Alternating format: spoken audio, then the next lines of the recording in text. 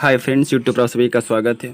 दोस्तों, इस वीडियो के माध्यम से हम आप सभी के सामने BHDE 106 का सबसे महत्वपूर्ण इंपॉर्टेंट टॉपिक लेकर आया हूँ, जो कि एग्ज़ाम की दृष्टि से बहुत इंपॉर्टेंट है। और ये टॉपिक है कि भारतीय आर्य भाषाएँ। ओके, और भारतीय आर्य भाषाएँ के अंतर्गत भारत की भाषा परिवार के बारे में आता है। तो प्रश्न बन के एग्ज़ाम में यह आएगा कि भारत की भाषा परिवार कितने प्रकार के होते हैं, यानी कि भारत की भाषा परिवार को कितने भागों में बांटा गया है। तो यहाँ पर आप देख ही पा रहे हैं कि भारत के भाषा परिवार को हम मुख्य रूप से 3 भागों में बांट सकते हैं। पहला है द्रविड़ भाषा परिवार, दूसरा है ऑस्ट्रिक भाषा परिवार और तीसरा है चीनी तिब्बती भाषा परिवार। और यह प्रश्न बहुत एग्ज़ाम में बहुत बार पूछा गया है और इस बार भी ये आने की संभावनाएं काफ़ी अधिक है, इसलिए मैं इस प्रश्न को थोड़ा सा पढ़ के बता देता हूँ जिससे कि आपको कुछ हेल्प हो सके। तो यहाँ पर हम डिटेल्स में पढ़ेंगे। ओके,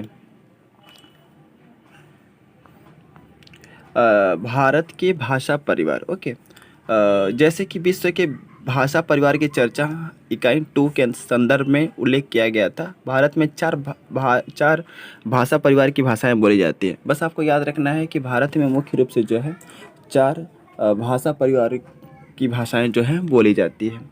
वह है, एक है भारूपीय भाषा। 1 नंबर पर लिखा है भारूपीय भाषा परिवार की भारतीय आर्य भाषाएं, जिसमें हिंदी, पंजाबी, गुजराती आदि भाषाएं शामिल है। कहने का मतलब है कि भारतीय भाषा परिवार की भारतीय आर्य भाषाएं। ओके, यानी कि हम कह सकते हैं कि मुख्य रूप से चार चार जो है वह भारत के भाषा परिवार है। पहला है आर्य भाषा, दूसरा है द्रविड़ भाषा, तीसरा है ऑस्ट्रिक और चौथा है चीनी तिब्बती भाषा। ओके, तो हम सबसे पहले आर्य भाषाएं पढ़ेंगे। तो यहाँ पर लिखा है 1 नंबर में कि भारतीय भाषा परिवार की भारतीय आर्य भाषाएं, जिसमें हिंदी, पंजाबी, गुजराती आदि भाषाएं शामिल हैं। यानी हम कह सकते हैं कि आर्य भाषाएं के अंदर मुख्य रूप से हिंदी आती है, पंजाबी आता है, गुजराती आता है और आदि भाषाएं आती हैं, जो कि आर्य भाषाएं के अंतर्गत। दूसरा है द्रविड़ भाषा परिवार। और द्रविड़ भाषा परिवार के अंतर्गत तमिल, तेलुगु, कन्नड़, मलयालम जैसी भाषाएं जो हैं वह शामिल हैं। ओके, आई थिंक आप लोगों को समझ में आ रहा है। तीसरा है ऑस्ट्रिक भाषा परिवार, जिसमें मुंडा, खासी, संथाली आदि भाषाओं को शामिल किया गया है। इसके अतिरिक्त है चीनी तिब्बती भाषा परिवार की शाखा तिब्बती बर्मी, जिसमें मणिपुरी भाषा, नागा भाषा, मिजो और आदि भाषाएं जो हैं इसमें शामिल हैं। तो बस आपको मुख्य रूप से अगर भाषा का परिवार आए कि भाषा के कितने परिवार होते हैं, बस आपको याद रखना है कि भाषा के 4 परिवार होते हैं। और जैसे कि आर्य भाषा, पहला है आर्य भाषा, दूसरा है द्रविड़ भाषा, तीसरा है ऑस्ट्रिक भाषा, चौथा है चीनी तिब्बती भाषा। और एक चीज़ याद याद यह आपको रखना है कि इन भाषाओं के अंदर कौन कौन सी भाषाएं बोली जाती है। ओके, नेक्स्ट पॉइंट में हम द्रविड़ भाषा परिवार के बारे में पढ़ेंगे। ओके, यहाँ पे लिखा है कि द्रविड़ भाषाएं प्रमुखतः भारत के दक्षिण में बोली जाती हैं। ये चारों द्रविड़ भाषाएं बोलने वालों की संख्या उनके साहित्य आदि के कारण महत्वपूर्ण है। यह है तमिल, तेलुगु, कन्नड़ और मलयालम। हम पहले इन 4 भाषाओं की चर्चा करेंगे और बाद में अन्य द्रविड़ भाषाओं की। कहने का मतलब है कि द्रविड़ भाषाएं के अंतर्गत मुख्य रूप से 4 भाषाएं बोली जाती है। वह है तमिल, तेलुगु, कन्नड़ और मलयालम। और जितने भी तमिल, तेलुगु, कन्नड़ और मलयालम, इन चारों भाषाएं द्रविड़ भाषा के अंतर्गत आती है। और इन भाषाओं में साहित्यिक रचनाएं भी हुई हैं। ओके, जैसा कि मैंने पहले आपको बता दे रहा हूँ। इसके बाद है तमिल। ओके, तमिल के बारे में सबसे पढ़ेंगे। तमिल जो है, तमिल भाषा द्रविड़ भाषाओं में से सबसे प्राचीन होता है। ओके, इसमें उपलब्ध साहित्य से स्पष्ट है कि इसका समय ईसा पूर्व की शताब्दियों का है। तमिल का सबसे पुराना उपलब्ध साहित्य संघ साहित्य है। परिवर्ती साहित्य में महत्वपूर्ण कृति है कवि तिरुवल्लुवर रचित तिरुकुल्लुर है। तिरुकुल्लुर के बाद शिल्पाधिकारम, मणिमेखला आदि खंड काव्य लिखे गए हैं। यह परिवर्ती साहित्य ईसवी दूसरी या तीसरी शताब्दी का है। परिवर्ती साहित्य की भाषा से संघ साहित्य की भाषा की तुलना करने पर अनुमान किया जा सकता है कि संघ काल परिवर्ती साहित्य से कम 500 पहले का है। अर्थात यह मान सकते हैं कि संघ काल ईसा पूर्व का युग है। 5वीं-6वीं शताब्दी में तमिल में भक्ति साहित्य की रचना हुई। वैष्णव भक्त कवि आलवर और शैव भक्त कवि नायनमार थे जिन्होंने तमिल में साहित्य की रचना की। इस तरह 7वीं-8वीं शताब्दी तक तमिल में विपुल साहित्य की सृष्टि हो चुकी थी। ओके, कहने का मतलब यह है कि बस आपको इसमें याद रखना है कि तमिल जो है वह द्रविड़ भाषाओं में सबसे प्राचीन भाषा है। और इस तमिल भाषा में अनेक साहित्यकारों ने जो है अपने साहित्य में इन भाषाओं अपनी साहित्य की रचना की है, जो कि तमिल भाषा में साहित्य की रचना की है।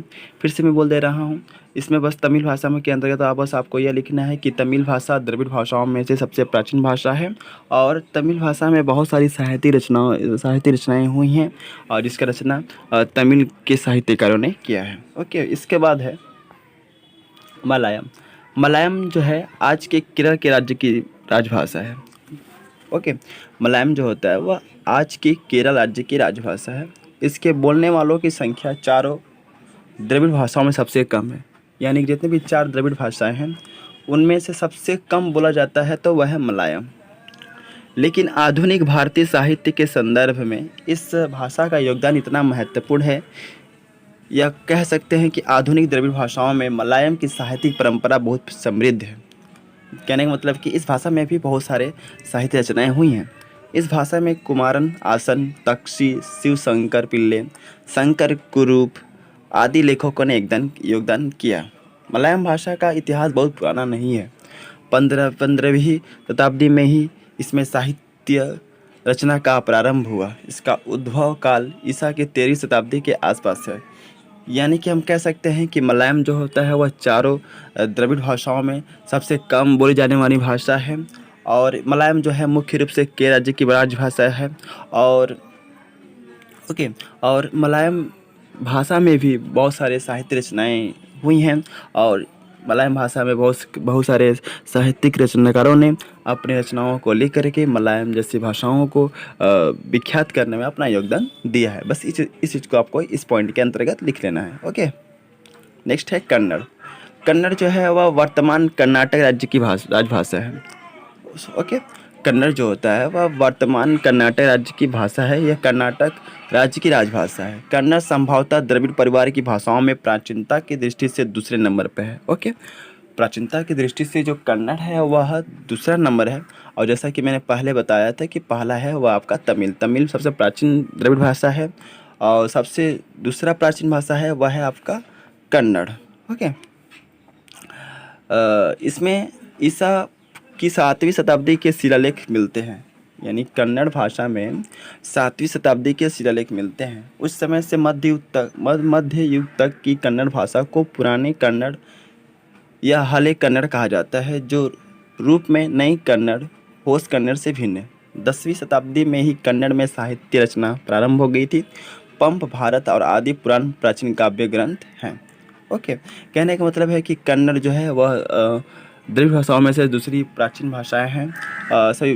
ओके, और बहुत सारे कवियों ने भी, बहुत सारे रचनाकारों ने भी कन्नड़ भाषा में अपने साहित्य की रचनाएं की है और इस भाषा को विकास के लिए, इस भाषा को आगे बढ़ाने के लिए अपना योगदान साहित्यिक माध्यम से दिया है। ओके, नेक्स्ट है तेलुगु।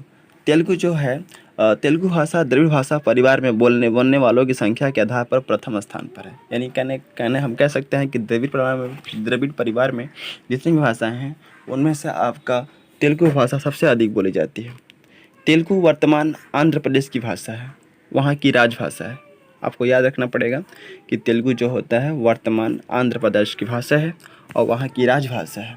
ओके, दक्षिणी उड़ीसा, उत्तर तमिलनाडु, पूर्वी कर्नाटक आदि क्षेत्रों में भी कई तेलुगु भाषी हैं। कहने का मतलब है कि इस क्षेत्र में भी बहुत सारे तेलुगु के भाषा के बोलने वाले लोग यहाँ पे रहते हैं। तेलुगु भाषा का इतिहास कितना पुराना है ये विवाद का विषय है। तेलुगु भाषा का प्राचीनतम ग्रंथ नन्नया का महाभारत है, जिसकी रचना 1000 ईसा में हुई थी। उसके बाद वेमना, पोतना आदि कवियों ने काव्य रचना की। आधुनिक युग में भी तेलुगु में कई महान रचनाकार हुए। तेलुगु भाषा रचना की दृष्टि से अन्य द्रविड़ भाषाओं में से कुछ भिन्न है, इसलिए भाषा वैज्ञानिक इसे द्रविड़ की बाह्य शाखा मानते हैं और इसे औरों से भिन्न शाखा में रखते हैं। ओके, यानी कि हम कह सकते हैं कि तेलुगु भाषा जो है वह जितनी भी द्रविड़ भाषाएं हैं मुख्य रूप से जो 4 है उनमें से सबसे अधिक बोली जाने वाली यह भाषा है। ओके, और तेलुगु जो है वह आंध्र प्रदेश की भाषा है और आंध्र प्रदेश की राजभाषा भी है। और बहुत सारे साहित्यकार ने भी, बहुत सारे कवियों ने भी तेलुगु में अपने साहित्य रचना करके तेलुगु जैसी भाषाओं को विश्व के स्तर तक बढ़ाने में अपना महत्वपूर्ण योगदान दिया है। बस इस ऐसे ही बना करके एग्ज़ाम में आपको लिखना है। ओके, तो बस आज के लिए thank you and best of luck for the examination. और मैंने इस वीडियो में बस आपको भारत के भाषा परिवार कितने प्रकार के होते हैं, भाषा परिवार में कौन कौन से भाषाएं आती हैं, इसके बारे में बताया है। और एक चीज़ बता दूं कि मैं अपने वीडियो के माध्यम से ऐसे वीडियो को लेकर आता हूं जो ऐसे क्वेश्चंस लेकर आता हूं जो एग्ज़ाम की दृष्टि से काफ़ी इंपॉर्टेंट होते हैं, जिसके आने की संभावनाएं काफ़ी अधिक होते हैं। ऐसे प्रश्नों को आप लोगों के समझ ला करके आप लोगों का मदद कर देता हूं, जिससे कि आपका एग्ज़ाम में कुछ हेल्प हो सके। Thank you and best of luck for the examination. Thank you.